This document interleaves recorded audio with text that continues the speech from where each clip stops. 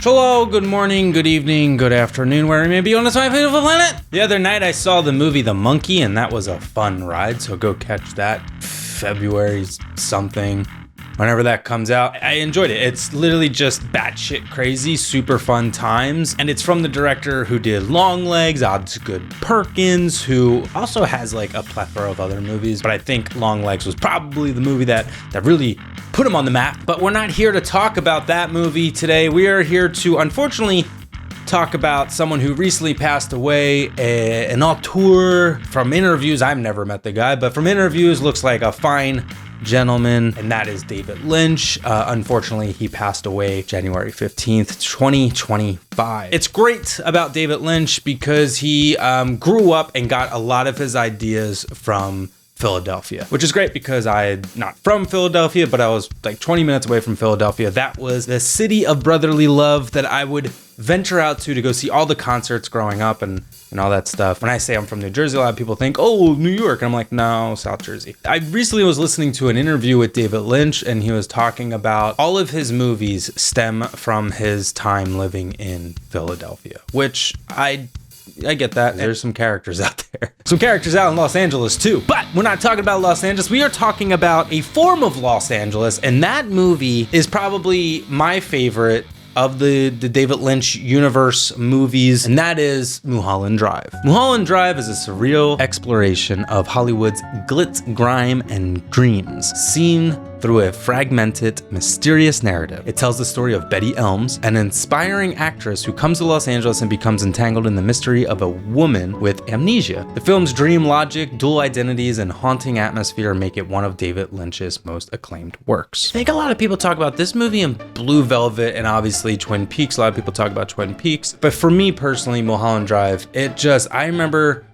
seeing this movie in a theater. Like, I've seen it before at home, enjoyed it, but then I watched it in a theater and it hit so differently. It was phenomenal to watch. Mulholland Drive was originally conceived as a TV pilot for ABC in 1999. The network rejected it, leaving Lynch with an unfinished project. He later reworked it into a feature film, adding darker and more surreal elements. The mysterious blue box and the film's final act were among the new additions. He was hoping to follow the footsteps of the successful Twin Peaks. Even a time nowadays, like, I'm kind of still shocked. I mean, there was that whole complication with the Twin Peaks newer season that was 2015, 2016, where it was supposed to happen once, but then Showtime was just like, no, you can't do this, you can't do that. And then he was like, fine, I ain't doing it. And then they wound up allowing him to do what he wanted. And like, I to this day have yet to finish that series, that new season, because I was just like, this is such a mood that I need to be in. And then Lynch was devastated, as Eddie Creative would be when being rejected, but then we got the beautiful feature version of this movie. Since the pilot was shot 2 years before the additional footage, maintaining continuity was a challenge. Lynch worked closely with editor Mary Sweeney to seamlessly integrate the old and new footage. Despite Studio Canal's support, the budget was relatively modest for a feature film. Lynch used practical effects and minimalistic sets to keep costs down while maintaining the film's polished look. All of Lynch movies really came off like a dream, even shot like a dream state,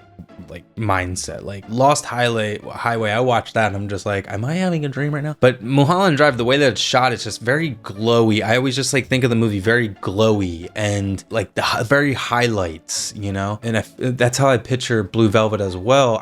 I need to rewatch. I haven't seen Blue Velvet in like over a year, but my brain's going off in different places. But I do feel, when I think of any of Lynch's movies, I just picture like this glow, this hue that like happens. Lynch, he lived in Los Angeles, but didn't really make movies that took place in Los Angeles except for Lost Highway, Mulholland Drive, and Inland Empire, which Inland Empire was his last feature film, which is a super interesting movie. If you have not seen that movie, shot all on mini DV camera, like right when mini DV cameras came out, so it like kind of like looks like shit. When I was living in Texas, I actually got to see that in theater, and it just like played so differently. And also, I may get some flack for this, but like I 1000% respect David Lynch. He's one of those like top 10 that are just like, he changed the game. However, his movies aren't really rewatchable for me. You got to be in a mindset to really get into them. It's a vibe, dare I say. I think out of all of his movies, Blue Velvet may be the one that kind of just like, yeah, I'll toss this on. Eraserhead is like such a classic midnight movie. Like, I should probably just be going through his entire filmography because it really changed up so much, but I'm not going to do that. I just want to talk about Mulholland Drive. Kind of get off on a tangent there, but Mulholland Drive really sums up like the Los Angeles dream, I feel. And as like any David Lynch movie, they're very dream-like, and we were invited into those dreams. Naomi Watts was struggling in Hollywood before being cast. Lynch reportedly chose her after seeing her headshot and was impressed by her raw audition. Naomi came in and did not look exactly like the photograph that I had fallen in love with. It was disappointing. It was not disappointing. A little bit. It was devastating. Her dual performance as the bright-eyed Betty and the tormented Diane catapulted her to stardom. During this time, Naomi Watts was in a lot of stuff, but nothing that blew her up. It was probably this movie that did put her on the map, because right after this, she got The Ring, and that's where I first saw Naomi Watts. I was like, this person is an amazing actress. And Lynch did that a lot with a lot of actors. I would probably even go as far as saying that a lot of people would not know who Kyle MacLachlan is without David Lynch, and probably would pair the two as like Steven Spielberg, John Williams, David Lynch, Kyle MacLachlan. There's a part in this movie that is insanely terrifying, and it is during the diner scene. There is an unsettling moment that happens with a shadowy figure coming out of a dumpster, and I have a shirt of it, and I bought this shirt off, I forget where I got it, but like it didn't like specify that it's like the heavyweight cotton, and I hate those type of t-shirts, so I never wear it, but I absolutely love that t-shirt. That scene, the character Dan is describing this story, and then the opposite character is just like, well, let's go take a look, and then they go, and then like it happens, and it's so terrifying. Lynch based it on a personal experience of having an unsettling meeting at a diner. I believe a lot of writer-directors, they will pull from personal life. It's very obvious, but a lot of them don't say that up front. Lynch was one of those directors that made it very apparent that like, hey, I had this dream, and I'm gonna, have this idea for this scene now from this dream or from this idea or whatever. So a lot of his movies did that. Let's talk about the score by Angelo Badalamenti. I recently tried to find the score on vinyl, and it's going for a big whopping $600, and I'm half unemployed at the moment. So I can't really afford something like that at the moment. But Lynch's longtime collaborator, Angelo Badalamenti, composed the haunting score. He even has a cameo as the espresso-loving mobster Luigi Castiglione. Don't know if I said that last name right, but anyway, the score though, so I revisited it via YouTube. You can listen to it. Thank you, YouTube. So I listened to it there, and it is beautifully haunting, dare I say. I hope like someone does a repress of this. Out of all the scores, I would say that this one's probably up there. I do have the Lost Highway soundtrack, but it's all music. I think there's only maybe like 2 score pieces by Angelo on there. Not really sure why we don't get score vinyl from Lynch movies, unless it's like Twin Peaks. Twin Peaks seems to be the one that everyone goes to, and I love Twin Peaks, but it's not the one that I go to out of the stuff. That's literally a whole world you have to get into. Mulholland Drive premiered at the 2001 Cannes Film Festival, where it received a 5-minute standing ovation. David Lynch won the festival's Best Director award, solidifying the film's critical acclaim. One thing that David Lynch never did was explain his movies. There's a great meme that I always see online. I'll probably insert the clip right here if I can find it. Believe it or not, Eraserhead is my most spiritual film. Mm-hmm. Why elaborate on that? No. Lynch would just refuse to explain, and I think that's exactly how it should be. I mean, there's another quote that Lynch has said where it's just like, people have accepted that life doesn't make sense, so why do movies have to make sense? It's just kind of like, I mean, fair, bro.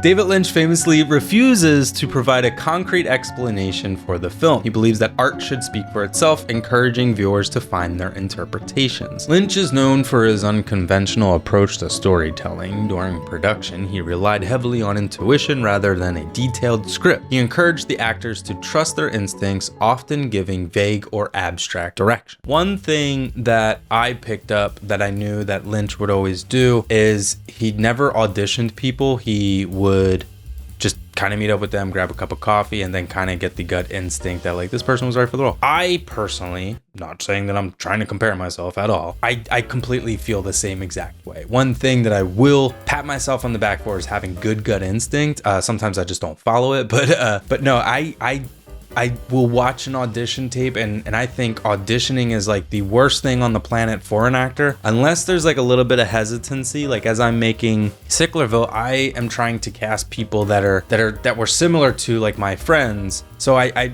kind of go through the process, but two people that I've casted now that didn't even tape, and I just like grabbed coffee with them. I was like, this is the right person for the role. The making of Mulholland Drive reflects Lynch's unique artistry and ability to turn adversity into creative opportunity. From its origins as a rejected TV pilot to its transformation into a celebrated feature film, Mulholland Drive is a testament to the power of perseverance, intuition, and artistic vision. It remains a film that challenges, haunts, and inspires. I remember seeing this movie for the first time and I was like, I need to make a movie like Mulholland Drive. You can't. You know, there was only one David Lynch. There's only one Tarantino. There's only one Stanley Kubrick. There's only one Spielberg. We are who we are ourselves, and we need to go touch grass, go live a little, to experience our own things, to incorporate that into our own creative projects. If anybody's watching this, if you are creative, I don't like reading. I like to research. I'll buy so many books. I have so many, I mean, you could probably even say I have so many books in the back of me. I maybe have read a handful of them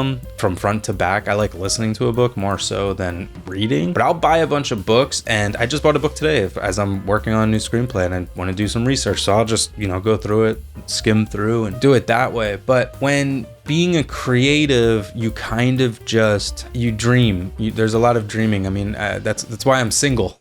It doesn't work well for relationships, especially when writing. Writing is a very isolated process. You're kind of in your own little world. You surround yourself into the world that you're writing in. For me personally, I mean, maybe not for everybody, but and as I get older, I'm trying to find that balance and, I'll stop working on something. If I researched all day long, I'll stop working on something just so then I can kind of, put my brain into something else so I'm not being burnt out on a subject. I'm not losing that flair. I totally went off on a tangent there, but that being said, David Lynch has inspired all of us. It is a bummer that he has passed. He was 78 years old and he lived a great life, creating beautiful artwork, movies, literally being a painter, an artist, sculptor, furniture maker. Like, dude did everything. Yeah, I don't know where to go with that one. But if you haven't seen Mulholland Drive, go check it out. It's a great movie. Do yourself a favor if you haven't watched any David Lynch movies or haven't watched all of his movies, go check out the ones that you haven't and, enjoy them. They're great